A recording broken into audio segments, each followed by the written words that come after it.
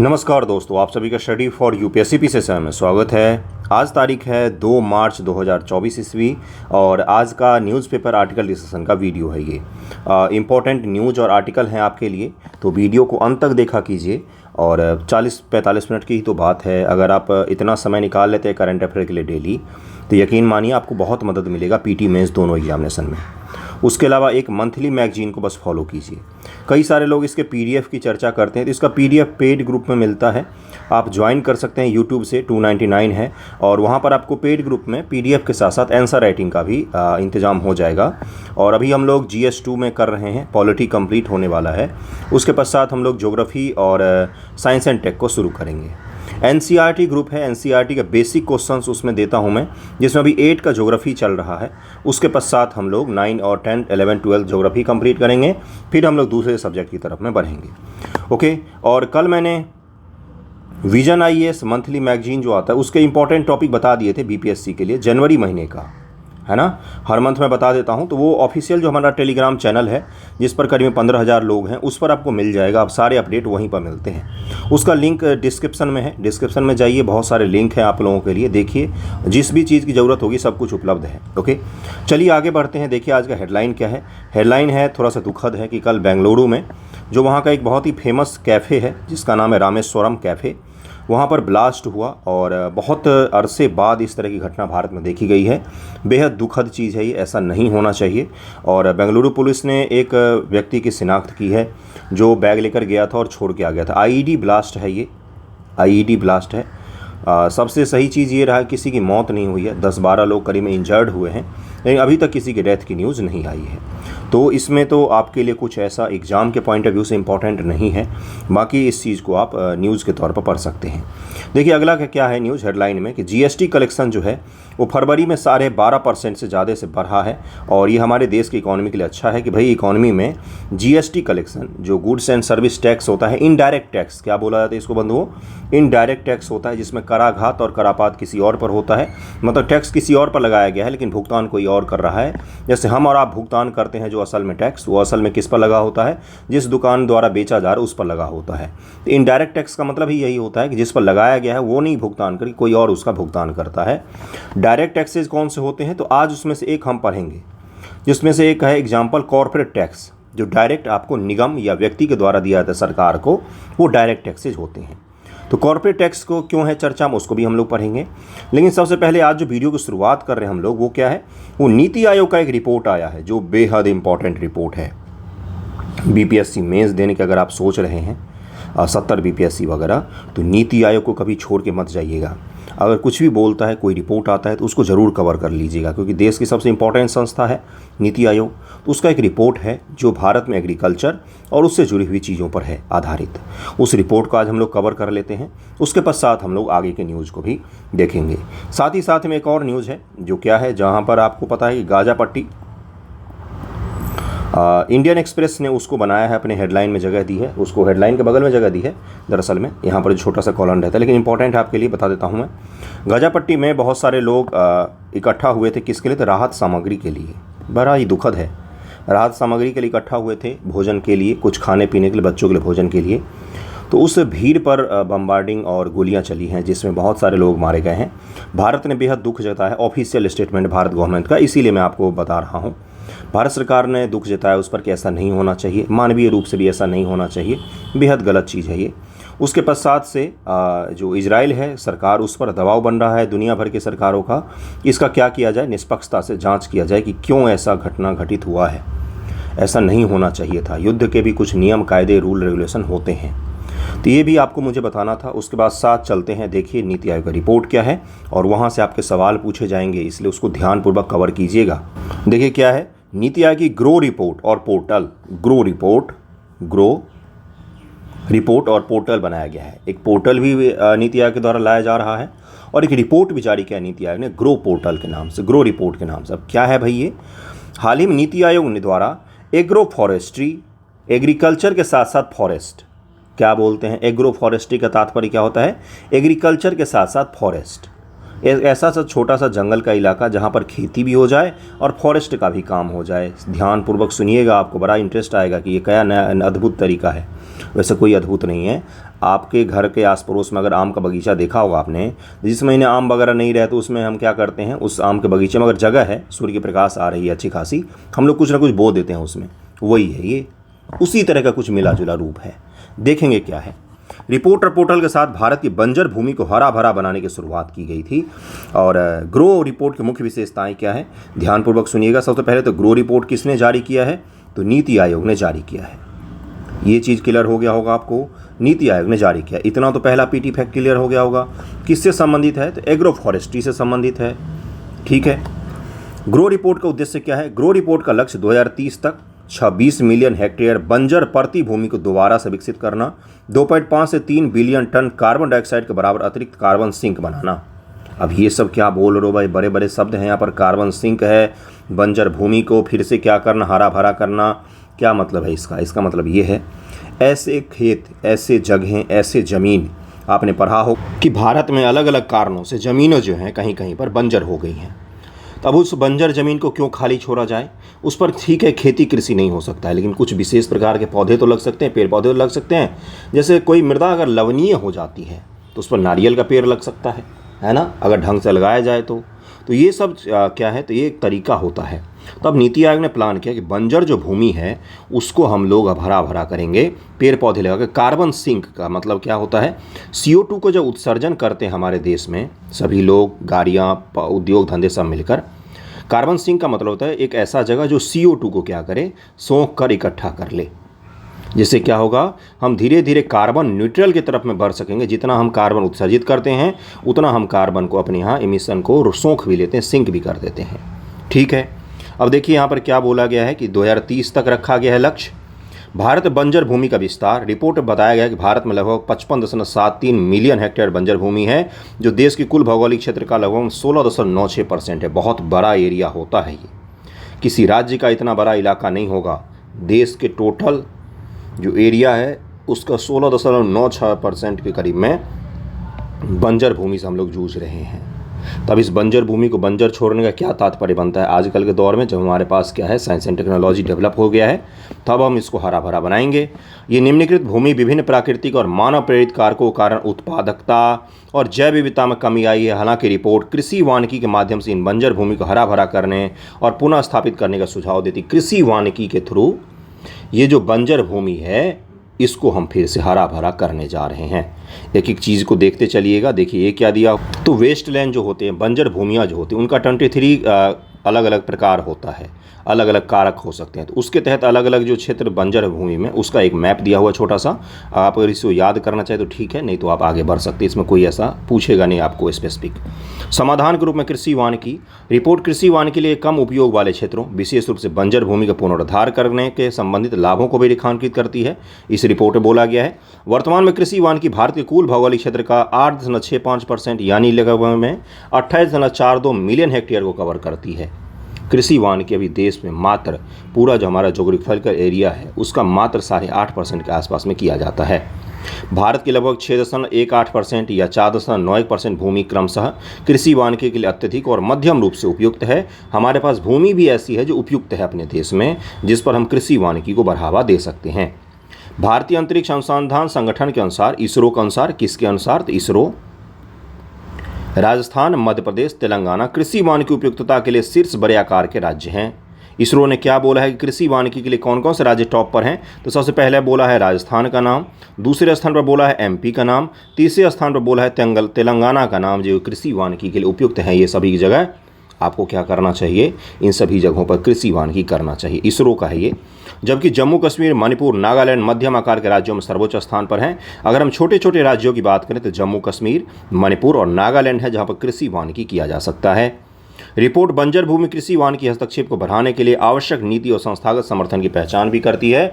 इस रिपोर्ट में बोला गया है कि हमें नीति और संस्थागत समर्थन दोनों की आवश्यकता होगी कृषि वानिकी के लिए। किसका रिपोर्ट है ये, नीति आयोग है जो क्या चर्चा कर रहा है, देश भर में जो बंजर भूमि है उस पर हमें एग्रो फॉरेस्ट्री डेवलप करना है, कृषि वानिकी डेवलप करना है, जिससे वो बंजर ना रहें और वो हरे भरे हो जाएं, कार्बन सिंक के तौर पर काम करें।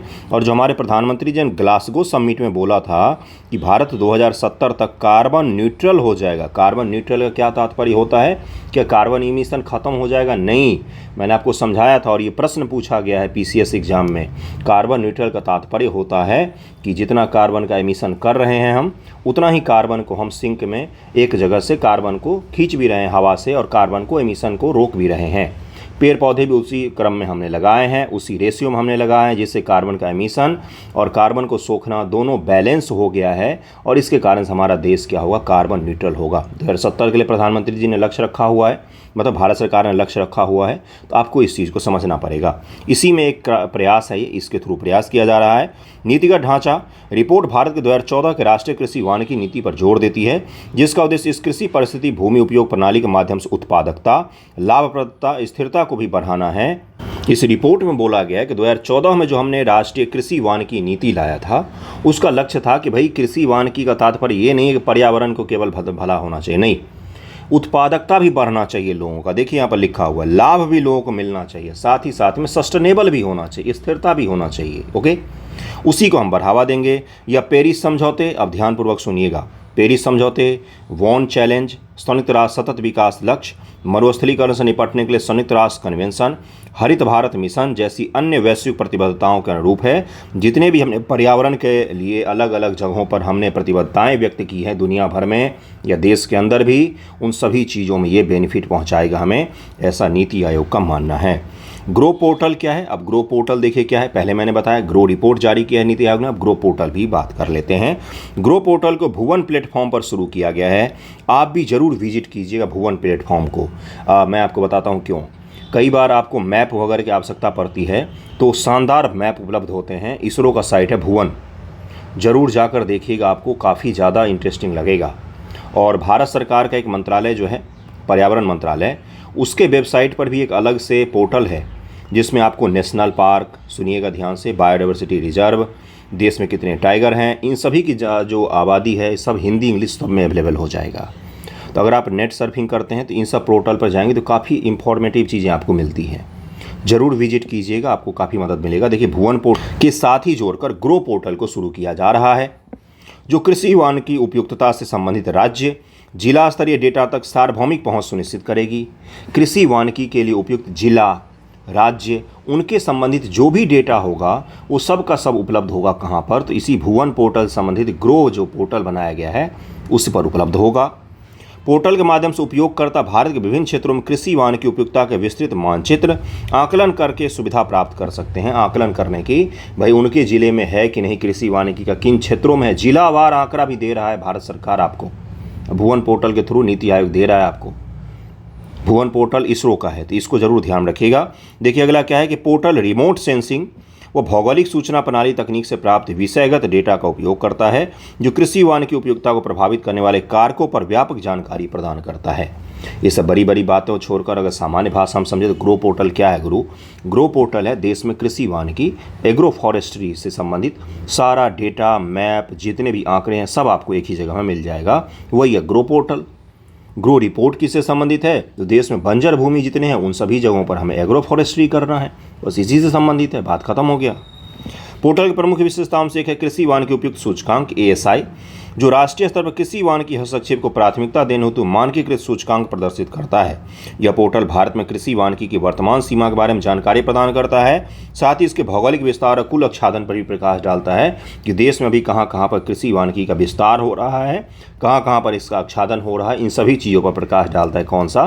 तो ये जो ग्रो पोर्टल है उस पर। ओके, अगला देखिए क्या है। अगला है आपके लिए ये agro forestry sustainable index map दिया हुआ एक, जिससे आप समझ जाएं कि भाई हाईली सस्टेनेबल और moderate sustainable, other not applicable settlement, water body कहाँ कहाँ पर हैं, कहाँ कहाँ पर ये सब चीज़ें हो सकती हैं, वो सबको दिखाया गया इस मैप में।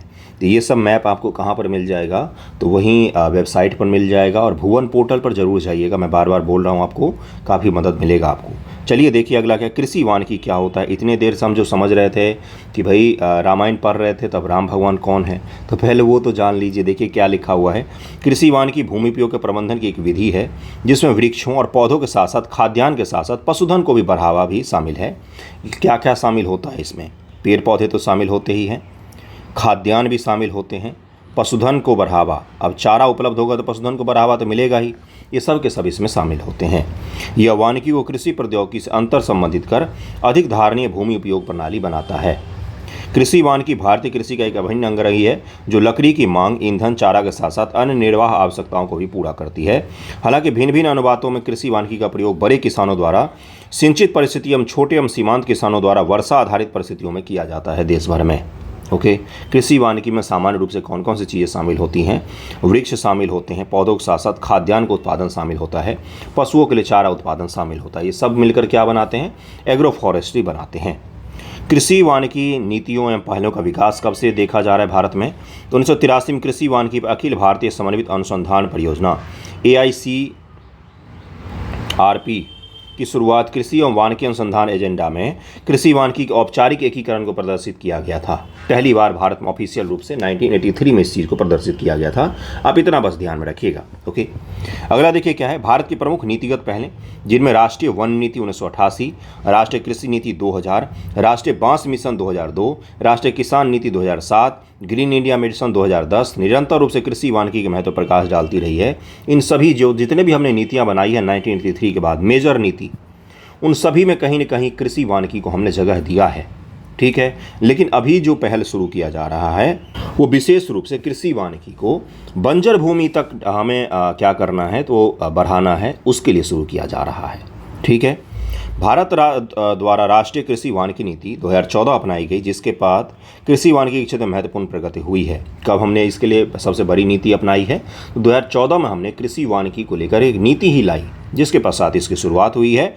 NAP एक नीतिगत ढांचा है जिसका उद्देश्य कृषि आजीविका में सुधार करने के लिए फसल, पशुधन के साथ पूरक तथा एकीकृत तरीके से वृक्षारोपण को प्रोत्साहित करना है। इस नीति की अभिकल्पना फरवरी 2014 में दिल्ली में आयोजित कृषि वानिकी पर विश्व कांग्रेस के दौरान की गई थी। दिल्ली में कृषि वानिकी पर एक विश्व कांग्रेस को ऑर्गेनाइज किया गया था। उसी में इस चीज़ पर आया था कॉन्सेप्ट कि पेड़ के साथ साथ खाद्यान्न के साथ साथ पशुधन, सभी चीज़ों को हम एक ही जगह पर क्यों न करें, जिससे क्या हो, जो कृषि से कई बार मीथेन के उत्सर्जन से पर्यावरण को नुकसान पहुंचता है, तो पेड़ रहेगा तो उस नुकसान को कहीं न कहीं कम करेगा और सस्टेनेबल एक इन्वायरमेंट को क्रिएट करेगा। इसी को लेकर कृषि वानिकी के कॉन्सेप्ट अब ज़्यादा बढ़ावा दिया जा रहा है। पूरे देश भर में ही नहीं, पूरे दुनिया भर में इस कॉन्सेप्ट को बढ़ावा दिया जा रहा है। भारत 2014 की कृषि वानिकी नीति का अंगीकरण करने वाला विश्व का पहला देश बना। इसको जरूर ध्यान रखिएगा, ये आपके PT के लिए सबसे इम्पोर्टेंट हुआ। भारत वर्ष 2014 में व्यापक कृषि वानिकी नीति को अपनाने वाला, अपने यहाँ पर उसको एडॉप्ट कर लिया गया, ये पहला देश था। कौन? तो भारत था। उक्त नीति के अनुवर्ती के रूप में 2016-17 में राष्ट्रीय सतत कृषि मिशन के तहत हर मेड़ पर पेड़ आदर्श वाक्य के साथ कृषि वानिकी पर उप मिशन का शुभारंभ किया गया, जिसका उद्देश्य कृषि भूमि पर वृक्षारोपण को प्रोत्साहित करना, साथ ही शस्य सस्यन प्रणाली में विस्तार करना था। कृषि के साथ साथ और पेड़ पौधों को बढ़ावा देने के लिए शुरू किया गया था ये पहल। क्या? हर मेड़ पर पेड़, जो खेत के मेड़ होते हैं उस पर पेड़ लगाने की शुरुआत की गई। तो और ये क्या क्या करते हैं? तो कहीं न कहीं ये हवाओं से और धूल वाली आंधियों से भी खेतों को रक्षित करते हैं। आपने सुना होगा कि हवाओं के कारण, एयर के कारण मृदा का अपरदन या मृदा में क्या हो जाता है, बंजर हो जाते हैं, उसको भी रोकने का काम कौन करता है? तो मेड़ पर जो पेड़ लगाए जाते हैं वो इसको रोकने का काम करता है। अगर आप पश्चिमी यूपी या हरियाणा की तरफ में गाड़ी से कभी ट्रैवल किया होगा आपने, तो आपने देखा होगा कि पश्चिमी यूपी में ये चीज़ काफ़ी ज़्यादा बड़े स्तर पर किया जाता है। लगभग में हर खेत के मेड़ पर आपको पेड़ दिखेंगे, सामान्य तौर पर मैं कह रहा हूँ। NH के किनारे तो कम से कम दिखते ही हैं, बाकी अंदर यूपी का पता नहीं, तो वो आप देख सकते हैं। ओके, देखिए इसका प्रभाव क्या पड़ता है। आर्थिक प्रभाव होगा भाई, उनको फसल के साथ साथ पेड़ पौधे मिलेंगे। सामाजिक प्रभाव भी है। कृषि वानिकी प्रणालियाँ विशेष रूप से फसलों पर जोर देने वाली प्रणालियाँ समुदाय के पोषण में सुधार और बेहतर स्वास्थ्य में योगदान करती हैं। ये कुछ इसके फायदे हैं। क्या होता है कृषि वानिकी, ग्रो रिपोर्ट क्या है, ग्रो पोर्टल क्या है, सब मैंने आपको डिटेल में समझाया है और आपको समझ में भी आ गया होगा। कुछ भी ऐसा नहीं था इसमें नहीं जो समझ में आया। ठीक है, अगले न्यूज़ पर चलते हैं। अगला न्यूज़ देखिए क्या है आपके। अगली न्यूज़ है उसमें बोला गया है कि इनके द्वारा, तो निर्मला सीतारमण जी के द्वारा, कि जो हमने कॉर्पोरेट टैक्स में कट किया था ना, कॉर्पोरेट टैक्स हमने कम किया। कब किया है कम? तो 2019 ईस्वी में हमने कम किया।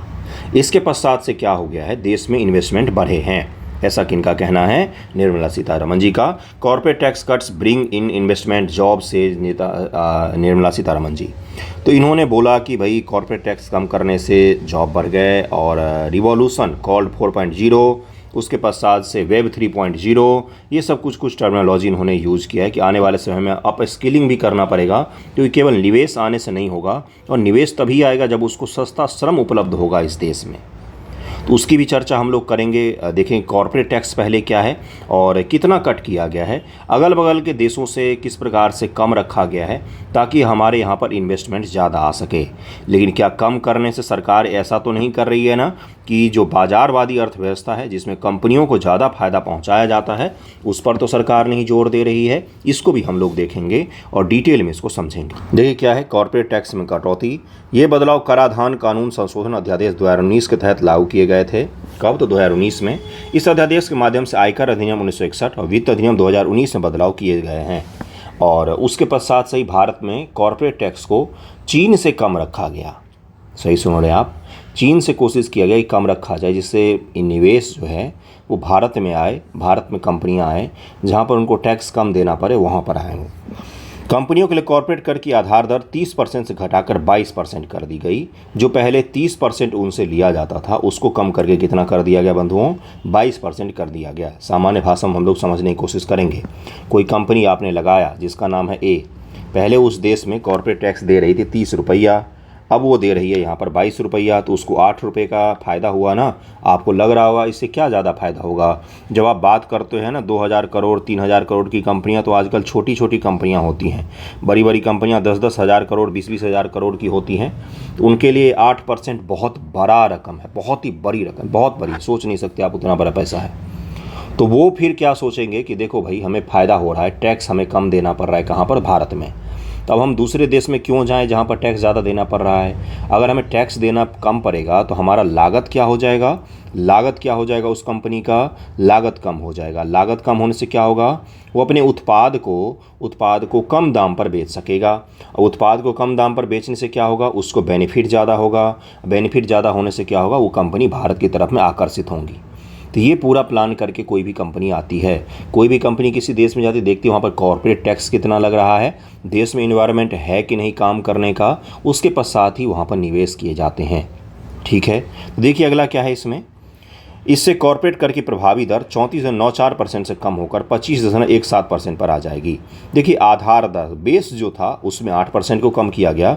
इससे प्रभावी, अब मतलब लगभग में लगेगा कितना उनके ऊपर, तो पहले सब कुछ जोड़ जाड़ कर 30% आधार पर उनको 34% के करीब में टैक्स चुकाना पड़ता था।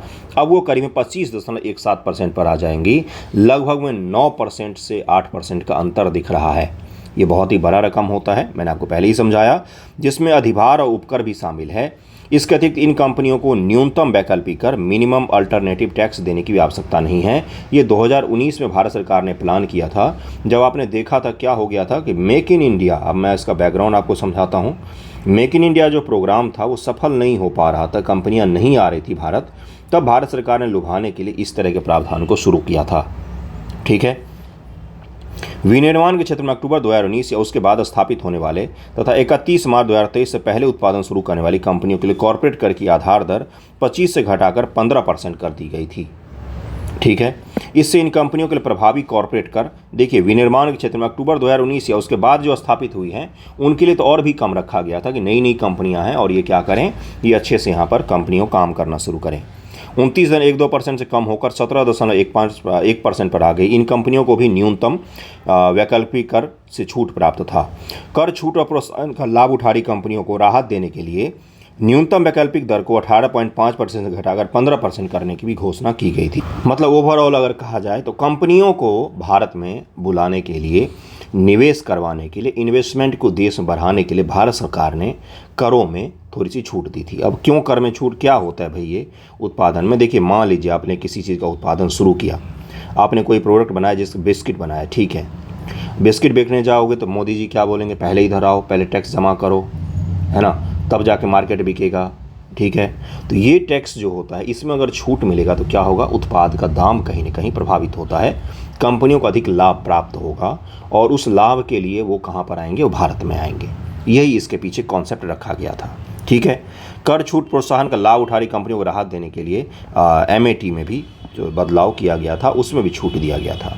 इस कदम के निहितार्थ क्या थे देश की विकास दर चालू वर्ष की पहली तिमाही में घटकर 5% का स्तर पहुंच गई है। और ये उस समय का डेटा है, 2019 का डेटा, ये हमें नहीं पढ़ना है।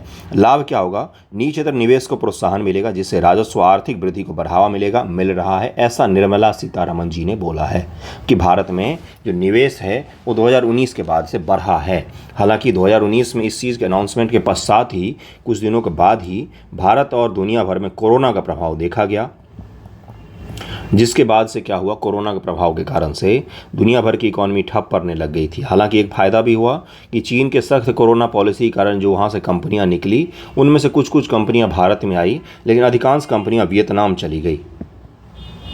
तो भारत सरकार की इसलिए भी आलोचना की जाती है कि वियतनाम से भी आपको देखना चाहिए था कि कंपनियां वियतनाम क्यों जा रही है, भारत क्यों नहीं आ रही है। चीन से निकलकर बहुत सारी कंपनियां वियतनाम चली गई, भारत बहुत कम कंपनियां ही आई।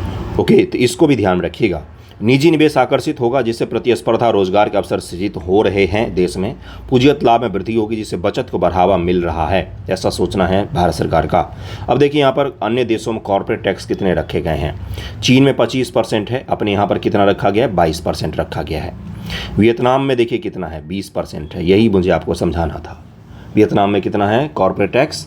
तो 20% रखा गया। अपने देश में कितना है बंधुओं? तो 22% है। और ये प्रभावी कितना पर हो जाता है? 25% होता है, सब कुछ जोड़ जाड़ कर। अब वियतनाम का 20% है, तो हो सकता है सब कुछ जोड़कर 22% बनता हो। ये 2 या 3% तो करीब में करोड़ों खरबों का होगा, इसीलिए कंपनियां वहाँ पर ज़्यादा गई हैं, ऐसा मानना है बहुत सारे विशेषज्ञों का। अपने आस पड़ोस की स्थिति को देखते चलिए। यूएस का 25.89% है, यूके में 19 है, जर्मनी में 29 है, फ्रांस में 32 है, चाइना में 25, वियतनाम में 20, फिलीपींस में 30, मलेशिया में 24, सिंगापुर में 17%। सिंगापुर में कितना कम कर रखा गया, इसीलिए वहाँ पर बहुत सारी कंपनियों के कॉर्पोरेट ऑफिस दिखेंगे आपको। साउथ कोरिया 25.50, इंडिया में 25.17% था पहले, अब उसको कम करके कितना कर दिया गया है? 22% कर दिया गया 2019 में। ओके, चलिए आगे बढ़ते हैं। 22% किया गया, 25% टोटल बन रहा है। 25.17% प्रभावी, 22% तो आधार हो गया और 25% प्रभावी टैक्स हो गया भारत में। देश में विनिर्माण क्षेत्र प्रत्यक्ष विदेशी निवेश को आकर्षित करना अब कहीं अधिक आसान होगा, ऐसा बोला गया था उस समय भारत सरकार के द्वारा। और बैंकिंग, ऑटोमोबाइल सेक्टर, सार्वजनिक क्षेत्र के उपक्रम, इन सभी में भारी निवेश आएंगे। गैर बैंकिंग वित्तीय कंपनी और इन सभी को प्रोत्साहन मिलेगा, ये सब बोला गया था कि भाई निवेश आएगा इससे देश में भारी स्तर पर। अमेरिका चीन के मध्य व्यापार युद्ध, उस समय ट्रेड वॉर चल रहा था भारत और चीन के बीच में। कंपनियां जो नए विकल्प तलाश रही थी वे भारत की तरफ रुख कर सकती हैं, लेकिन उन्होंने रुख नहीं किया, ये बड़ा ही दुखद है। वो वियतनाम चले गए मैक्सिमम कंपनियां, और वियतनाम और बांग्लादेश ये 2 ऐसे देश हैं जिनसे हमें काफ़ी ज़्यादा प्रतिस्पर्धा मिल रहा है वियतनाम से। ठीक है, वर्तमान कटौती भारत को दक्षिण पूर्व एशिया देशों के साथ प्रतिस्पर्धी बनाएगी, क्योंकि मलेशिया और इन सभी देशों से हमने कम रखने की कोशिश की है। सरकार की इस पहल का उपभोक्ता वस्तु क्षेत्र में सकारात्मक असर पड़ सकता है। इससे शेयर बाजार में निवेशक सकारात्मक रूप से प्रभावित हो सकते हैं, ऐसा भारत सरकार का मानना था उस समय, और अभी भी सीतारमण जी ने बोला है कि हमें इससे काफ़ी लाभ मिला है। निगम कर क्या होता है, अब इसको ज़रा समझ लीजिए। एक प्रकार का प्रत्यक्ष कर है। सबसे पहले तो पीटी में यही पूछ लिया जाता है कि निम्न से कौन सा कर प्रत्यक्ष है, कौन सा कर अप्रत्यक्ष है। तो आप वहाँ पर चिन्हित कर देंगे कि भाई जीएसटी जो है वो अप्रत्यक्ष है, और जो निगम कर है वो किस में आएगा? प्रत्यक्ष कर में आएगा। संपत्ति का जो कर होता है वो किस में आएगा बंधुओं? तो वो भी प्रत्यक्ष कर में होता है। जो आप डायरेक्ट टैक्स चुकाते हैं भारत सरकार को, टैक्स फाइलिंग जो करते हैं, ITR, इनकम टैक्स रिटर्न, वो क्या है? तो वो डायरेक्ट टैक्स में आता है। जो कंपनियों के लाभ पर लगाया जाता है, इस कारण से इसे कंपनी लाभ कर भी कहा जाता है। कॉर्पोरेट टैक्स केंद्र सरकार द्वारा आरोपित और एकत्रित किया जाता है, यह राज्यों के मध्य विभाजित नहीं होता है। ये जो लाइन है ये आपके पीटी में स्टेटमेंट बनाकर पूछा जा सकता है कि कॉर्पोरेट टैक्स राज्यों के साथ भारत सरकार बांटती है, नहीं बांटती है, 1 रुपया नहीं देती है। वर्तमान में निगम कर भारत के सरकार के राजस्व प्राप्त करने का सबसे बड़ा स्रोत बना हुआ है। अगर आप जीडीपी में ध्यानपूर्वक देखेंगे ना, तो जीडीपी में एक रहता है कि रुपया कहाँ से आया, और एक रहता है कि रुपया कहाँ पर गया, है ना।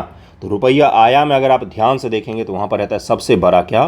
तो एक तो रहता है भाई बाहर से हमने जो सहायता वगैरह ली है वो, और दूसरा रहता है निगम कर। निगम कर से भारत सरकार काफ़ी बड़े स्तर पर पैसा कमाती है। और देखिए भारत में 1960-61 के पूर्व में कंपनियों पर जो कर लगता था उसे सुपर टैक्स कहा जाता था। अब यही से पूछ लिया जाएगा आपके कि भारत की इकोनॉमिक हिस्ट्री में सुपर टैक्स का क्या तात्पर्य रहा है। बीपीएससी खासतौर से इस तरह के सवालों को पूछती है। जो 1947 के बाद इकोनॉमिक हिस्ट्री है ना भारत का, उसको ज़रूर पढ़ के जाइएगा। 1 से 2 सवाल वहाँ से पूछे जाते हैं। 1960-61 में इसे समाप्त कर दिया गया और उसके स्थान पर कंपनियों के निवल लाभ पर जो कर लगाया गया उसे निगम कर कहा जाने लगा। लाइसेंसिंग राज का दौर था वो, याद कीजिए, पंचवर्षीय योजना जिसमें भारत सरकार हस्तक्षेप करती थी। कौन सा? भारत सरकार ब्रेड से लेकर जहाज़ तक बनाती थी, घड़ी भी बनाती थी। HMT जैसी जो घड़ियाँ आपने सुनी होगी, तो ये भारत सरकार बनाती थी, सरकारी कंपनियाँ होती थी ये।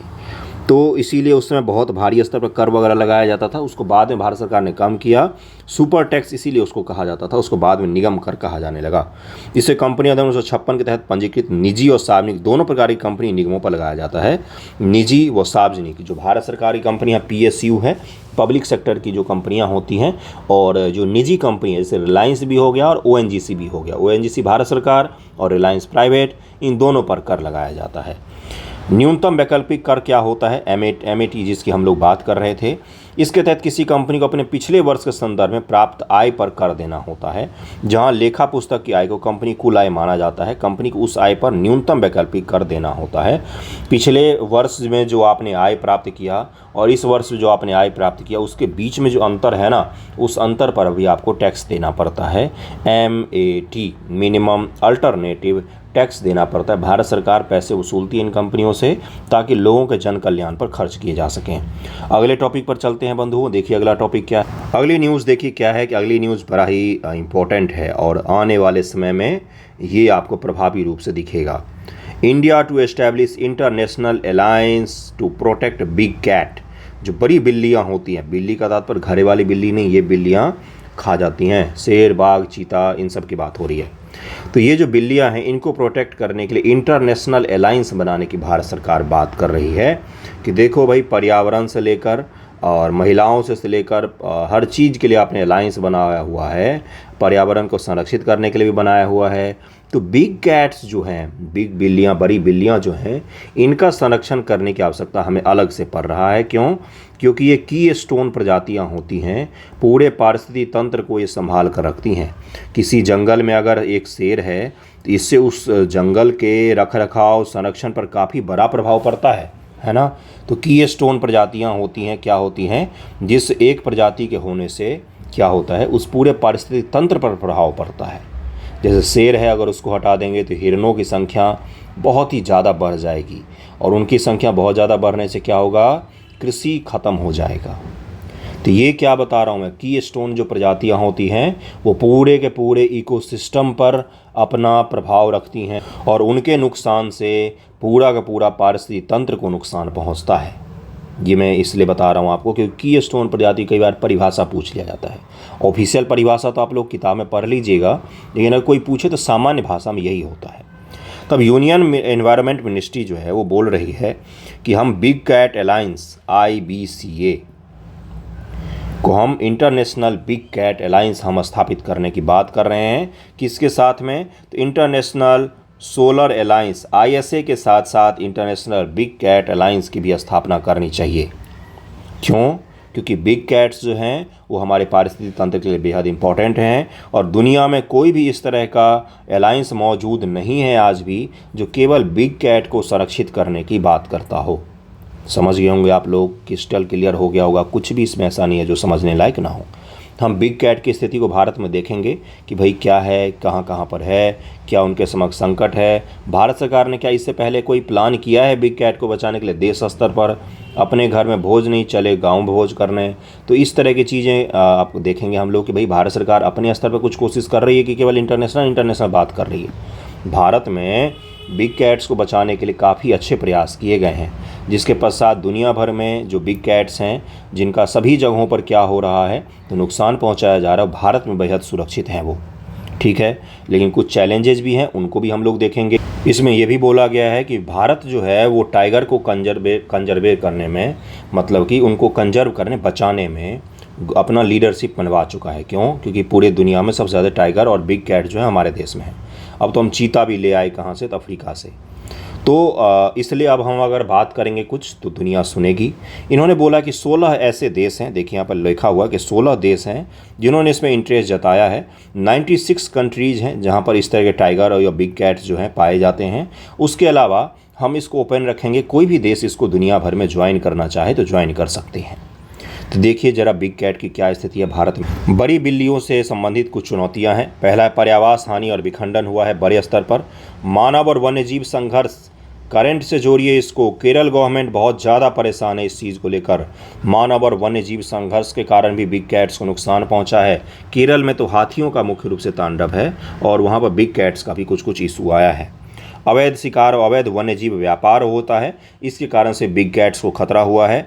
पर्यावास के बीच कनेक्टिविटी का अभाव है। एक पर्यावास है यहाँ, एक पर्यावास है यहाँ। अब इसके बीच में कनेक्टिविटी का अभाव के कारण से क्या होता है, जैसे बीच में सड़क बना दिया, इसमें भी उनकी मृत्यु हो जाती है। या बीच में शहर बस गया छोटा सा, या गाँव बस गया, इसके कारण से भी इनका नुकसान होता है। मार देते हैं लोग इनको प्रवेश करने पर। तो मैं क्या बता रहा हूँ, अलग अलग समस्याएँ बता रहा हूँ आपको। जलवायु परिवर्तन का भी प्रभाव पड़ा है इन पर, काफ़ी बड़े स्तर पर प्रभाव पड़ा है। सीमित सामुदायिक भागीदारी है। सफलता के लिए संरक्षण प्रयासों में स्थानीय समुदाय को शामिल करना अत्यंत महत्वपूर्ण है, जो कि सीमित स्तर पर देखी गई है कि हम स्थानीय समुदाय को कहीं न कहीं इग्नोर कर देते हैं। संरक्षण और विकास के बीच में भी संघर्ष है। बांध, सड़क, इस तरह की चीज़ें जब हम बनाते हैं तो इनको काफ़ी बड़े स्तर पर नुकसान पहुंचता है। बाघों का समर्थन कर सकने में वन क्षमता की सीमितता जुड़ी चुनौती भी है। संरक्षित क्षेत्र से बाहर विचरण, लगभग 30% आबादी आज भी भारत में जो संरक्षित क्षेत्र है ना बाघों के लिए बनाया हुआ, या अलग अलग जीवों के लिए, बिग कैट्स के लिए, उनसे बाहर रहते हैं। ये बिल्कुल सही सुन रहे हैं आप। नियमित रूप से मानव बस्तियों में प्रवेश करते इससे मानव बाघ संघर्ष की स्थिति बनती है। सिकुड़ते बाघ गलियारे, रेलवे लाइन, राजमार्ग, नहर और जो हम अवसंरचना बना रहे डेवलपमेंट के लिए, उससे क्या हो रहा है, इनका जो आने जाने का रास्ता था वो सब नुकसान हो रहा है उनका, और उससे प्रभावित हो रहे हैं। मानव प्रधान भूदृश्यों में प्रवेश, माना जाता है बाघ उन शाकाहारी जीवों की तलाश में वनों से बाहर निकल आते हैं जो मानव प्रधान भूदृश्यों में अधिक प्रवेश करने लगे हैं। तो ये भी कहीं न कहीं दिखता है कि हम उनके घर में प्रवेश करें तो वो भी हमारे घर में आ रहे हैं। यह व्यवहार पंचफूली या लैंटाना जैसी आक्रामक प्रजातियों द्वारा प्राकृतिक वनस्पति का अधिग्रहण से प्रेरित है, जो प्राकृतिक पारिस्थितिक तंत्र को बाधित कर रहा है। शाकाहारी वन्यजीवों को मनुष्यों के निवास स्थान में खाद्य की तलाश में आने के लिए विवश होना पड़ता है। तो जब शाकाहारी जीव मनुष्य के पास में आते हैं तो फिर मांसाहारी जीव भी आएंगे उन शाकाहारी जीवों का पीछा करते करते। आज अगर आपके घर में चूहा आया तो कल सांप भी आएगा। ये वही कॉन्सेप्ट है कि चूहा का पीछा करते करते सांप भी आपके घर में जरूर आएगा। तो इस चीज़ को समझिएगा। वहन क्षमता, बाघों की बढ़ती आबादी, यह सवाल खड़ा हुआ है क्या भारत के वन इन शीर्ष शिकारी जीवों का वहन कर सकने में अपनी क्षमता को अंतिम सीमा के निकट पहुंचा रहे हैं। इसका तात्पर्य है इतने बड़े बड़े शब्दों का, जो बाघ है ना, बाघ टाइगर रिजर्व वगैरह जो है वो ओवर पॉपुलेटेड हो रहे हैं, उनकी संख्या हद से ज़्यादा हो जाती है, वो भी एक संकट है। असमान वितरण है, कहीं पर एक छोटे एरिया में 53 बाघ हैं, कहीं पर पूरे बड़े एरिया में मात्र 2 बाघ हैं। तो असमान वितरण भी एक संघर्ष है। मानव बाघ संघर्ष तो है ही। भारत सरकार ने कौन कौन से उपाय किए हैं, तो प्रोजेक्ट लायन चल रहा है, जो एशियाई शेर जो गुजरात में पाए जाते हैं गिर के जंगलों में, उनको बचाने के लिए है। मात्र भारत में एक ही जगह पर, पूरे एशिया में एक ही जगह पर एशियाई शेर बचे हुए हैं। कहाँ पर? भारत में गिर के जंगलों में। प्रोजेक्ट लेपर्ड को सुरक्षित रखने के लिए बनाया गया। तेंदुओं के व्यापक वितरण, उनकी अनुकूलित प्रकृति को ध्यान में रखते हुए प्रोजेक्ट लेपर्ड भी भारत सरकार ने शुरू किया हुआ है। हिम तेंदुआ संरक्षण, मैंने कुछ दिन पहले ही इनकी आबादी के बारे में बताया था। सबसे ज़्यादा कहाँ पर हैं? लद्दाख राज्य में सबसे ज़्यादा है, मैंने आपको बताया था, आप भूल गए होंगे। चीता पुनः प्रवेश परियोजना भी चलाया जा रहा है, जिसमें भारत में हम क्या कर रहे हैं, बाहर से हम चीतों को लाकर बसा रहे हैं। विधान और नीतिगत ढांचा भी हमने तैयार किया है। वन्यजीव संरक्षण अधिनियम 1972 जैसे अधिनियम बड़ी बिल्ली प्रजाति के संरक्षण के लिए कानूनी आधार प्रदान करते हैं। अब हम ये सब तो अपने देश स्तर पर कर रहे हैं, प्रोजेक्ट टाइगर वगैरह की भी चर्चा कर सकते हैं आप। अब हम कहाँ जा रहे हैं, दुनिया भर में international alliance for big cat के लिए हम बना रहे हैं, जिसमें 16 देशों ने अपनी हामी भरी है और 96 ऐसे देश हैं जहाँ पर बिग कैट्स पाए जाते हैं। और आपसे यही बोल देगा कि दुनिया भर के 200 से ज़्यादा देशों में बिग कैट्स पाए जाते हैं, प्राकृतिक रूप से नहीं पाए जाते हैं। उसके पश्चात आने वाले समय में और भी देश इसमें अपना अपना हामी दे सकते हैं। लेकिन क्या ये केवल उन्हीं देशों के लिए जहाँ पर बिग कैट्स पाए जाते हैं? नहीं, इसने कंजर्वेशन के लिए सभी देशों को शामिल करने की बात की गई है, जिसमें हम सभी देशों को शामिल कर सकते हैं। चलिए आगे बढ़ते हैं, अगली न्यूज़ पर चलते हैं। देखिए अगली न्यूज़ क्या है, उसी से संबंधित है। आपको बस वेरीफाई करना था मुझे कि जो आप पढ़ रहे हैं बिल्कुल सही पढ़ रहे हैं। कारण को समझिएगा। देखिए ये न्यूज़ क्या है कि जो उड़ीसा है वहाँ पर बहुत भारी स्तर पर शिकार किया जाता है, जिसके कारण से लेपर्ड की संख्या बहुत तेज़ी से गिरी है। लेपर्ड का पॉपुलेशन क्या है, कल मैंने आपको समझाया है, 13,000 कुछ हैं, जिनमें सबसे टॉप पर कौन सा राज्य है? मध्य प्रदेश राज्य है। लेकिन इसके बगल वाला राज्य जो है उड़ीसा, वो क्या हो रहा है, मध्य प्रदेश छत्तीसगढ़ के पश्चात उड़ीसा, वहाँ पर डिक्लाइन देखा गया है। 760 लेपर्ड थे पिछले पॉपुलेशन रिपोर्ट में, अब वहाँ पर मात्र 568 बचे हैं। तो ये क्यों हो रहा है? तो एकमात्र सबसे बड़ा कारण माने वो है शिकार। बहुत ही भारी स्तर पर शिकार किया जाता है लेपर्ड्स का, कोई उनको वैल्यू नहीं करता, जहाँ तहाँ मार देते हैं। इसके कारण से उनको नुकसान पहुँच रहा है, ये बताया गया। कल मैंने आपको एक चीज़ और बताया था कि शिवालिक श्रेणी और उत्तर का गंगेटिक मैदान, गंगा का मैदान, इसमें लेपर्ड की संख्या काफ़ी बड़े स्तर पर कम हो रही है। नॉर्थ ईस्ट में बढ़ा है, उसके पश्चात से दक्षिण भारत में भी अभी भी सुरक्षित हैं ये, लेकिन उत्तर के मैदान और शिवालिक और उड़ीसा जैसे राज्य हैं जहाँ पर भारी स्तर पर इनमें गिरावट देखी गई है। चलिए अगली न्यूज़ पर चलते, अगला न्यूज़ देखिए क्या। अगला न्यूज़ है कि भाई भारत का जो अंडर सी केबल है उसमें डिस्रप्शन हो रहा है, और ये हमारे जो इंटरनेट है जो हमें ग्लोबल से जोड़ता है उसके लिए बहुत ही भारी संकट है, जिसमें बताया जा रहा है कि ये युद्ध जो चल रहा है लाल सागर और उसके आस पड़ोस के इलाकों में, इसके कारण से भी हमें नुकसान पहुंच रहा है। और आपको पता होगा कि आप जो यूरोप और अमेरिका से जुड़ा हुआ है, पूरा दुनिया एक दूसरे से जुड़ी हुई है इंटरनेट में, उसमें कोई सैटेलाइट नहीं है। सैटेलाइट कम्युनिकेशन बहुत ही छोटा सा स्तर है। मैक्सिमम वायर के थ्रू ऑप्टिकल केबल बिछाए गए हैं यहाँ से लेकर अमेरिका तक, यूरोप तक, तब जाके कनेक्शन हो पाया है। वो ऑप्टिकल केबल समुद्रों में बिछाए गए हैं, मैं उसका लाइन दिखाऊंगा आपको। और जो बड़ी बड़ी कंपनियां हैं, जियो, टाटा और रिलायंस और एयरटेल, इन सब ने चिंता व्यक्त की है कि हम इस पर नज़र बना कर रखा हुए हैं हमने कि भाई कोई नुकसान ना पहुंचे हमें। तो ज़रा एक बार उस मैप को देख लीजिए किस प्रकार से विस्तृत है और कहाँ पर नुकसान पहुँच रहा है। उसके पश्चात हम लोग वीडियो को एंड करेंगे। देखिए यहाँ पर मैंने डाल दिया आपके लिए मैप। देखिए पूरा दुनिया जो है ना इंटरनेट में ऐसे ही कनेक्टेड है एक दूसरे से। दिख रहा होगा आपको केबल चारों तरफ बिछा हुआ। ये देखिए केबल भारत का कहाँ से जा रहा है, तो यहीं पर यमन में हूती विद्रोही जो हैं वो इसको नुकसान पहुंचा सकते हैं, ऐसा माना जा रहा है। और ये क्या करेगा, दुनिया से हमारे कनेक्शन को काट देगा कहीं ना कहीं। ये देखिए ये फारस की खाड़ी है, इसमें भी हैं कुछ केबल्स जो ईरान और सऊदी अरब और गल्फ़ कंट्रीज़ को जोड़ते हैं। यहाँ पर से हमारा यूरोप और अमेरिका को जोड़ने के लिए केबल गया हुआ है। तो इसको ज़रा ध्यानपूर्वक समझ के रखिएगा कि क्या पूछा गया है, कोई किस लिए नुकसान हो रहा है, किस लिए चर्चा में है। Under sea cable optical fibre के नेटवर्क होते हैं। ऑप्टिकल फाइबर तो आपको पता ही होगा, उसके बारे में डिटेल में अगले वीडियो में पढ़ा दूंगा। आज का वीडियो यहीं पर समाप्त होता है। कैसा लगा है ज़रूर बताइएगा, कुछ तो सीखा होगा आपने। थैंक यू सो मच आप सभी का वीडियो देखने के लिए। अब हम मंडे को मिलेंगे, संडे को तो वीडियो नहीं आता न्यूज़पेपर डिस्कशन का, मंडे को हम लोग सुबह मिलेंगे। Okay, thank you.